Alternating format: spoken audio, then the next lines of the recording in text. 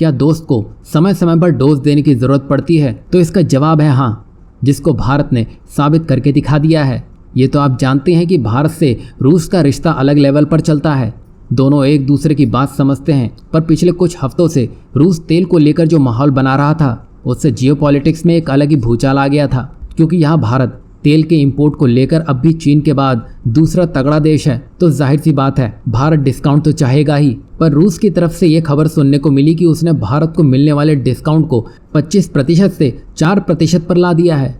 तो इससे भारत समझ गया कि अब रास्ता बदलने का वक्त आ चुका है। तो भारत ने सीधे इराक से संपर्क साधा और 60 दिन के क्रेडिट पीरियड को 90 दिन पर ला दिया, जिसको इराक भी मान गया। वहीं ईरान भी भारत को रुपए के बदले तेल देने को तैयार बैठा है। कुल मिलाकर यहाँ भारत ने रूस को यह बता दिया कि अगर आप डिस्काउंट नहीं देते हैं फिर भी हम आपके साथ रहेंगे, तो यह आपकी गलतफहमी है। यहाँ भारत रूस के साथ ही दुनिया के देशों को यह संदेश देना चाहता था कि भारत चलेगा तो अपनी शर्तों पर ही, भले ही उसके लिए उसको थोड़ा नुकसान ही क्यों ना झेलना पड़े। और अब भारत के इन्हीं फैसलों की वजह से कुछ ऐसा हो गया है जिसने दुनिया के उन देशों के मुंह में ताले जड़ दिए हैं जो भारत को हारा हुआ समझ रहे थे। दरअसल अब रूस भारत को अपने कच्चे तेल पर डिस्काउंट को 20% लाने को तैयार हो चुका है। यानी कि यहाँ आप देख सकते हैं भारत ने अपनी दिशा बदलना शुरू किया और रूस ने 4% के डिस्काउंट को बढ़ाते हुए 20% कर दिया है, यानी कि 5 गुना बढ़ा दिया है। यानी कि अब डिस्काउंट 20 तक आ चुका है, तो उसको फिर से 25 भी किया जा सकता है और भारत ऐसा करके भी रहेगा। यहाँ आप देख सकते हैं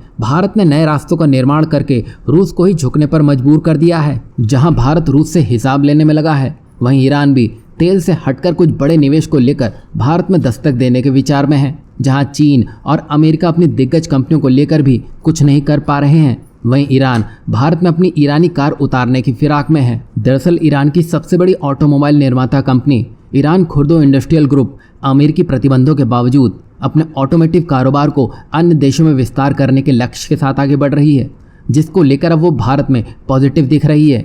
क्योंकि ईरानी कंपनी सीधे सीधे कोरियन और यूरोपियन कार निर्माताओं को टक्कर देने के मूड में है, जिसको अब भारत में एक मजबूत बेस मिलता हुआ दिखाई दे रहा है। आपको बता दें कि ईरान वेनेजुएला और रूस में अपनी इंपोर्ट कार बेचता है, पर जैसा कि आपको पता है कि भारत ने इंपोर्ट कार के ऊपर 100% ड्यूटी लगा रखी है, जिसके कारण ईरान अपनी इंपोर्ट कार तो भारत ला ही नहीं सकता है। तभी वो भारत में अपनी मैन्युफैक्चरिंग यूनिट लगाकर भारत में कार बनाकर बेचने वाला है।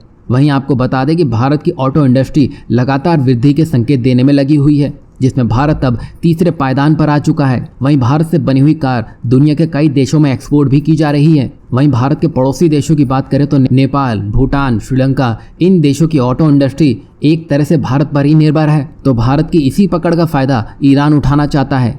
और अगर ईरान भारतीय मार्केट में आता है तो ये भारत के ऑटो सेक्टर के लिए भी अच्छी खबर साबित होने वाली है, क्योंकि जितना ज़्यादा कंपटीशन होगा उतनी बेहतर वस्तु ग्राहकों को मिलती दिखाई देगी।